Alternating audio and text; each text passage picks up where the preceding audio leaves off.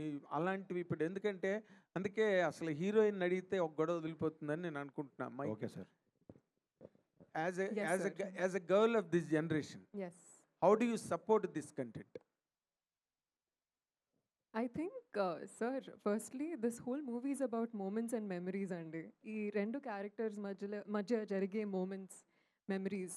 ఇప్పుడు మన లైఫ్లో ఎలా there are beautiful moments that make up our life. In fact మీరు టీజర్లో కూడా చూస్తారు, our lives are a beautiful collection of memories and moments.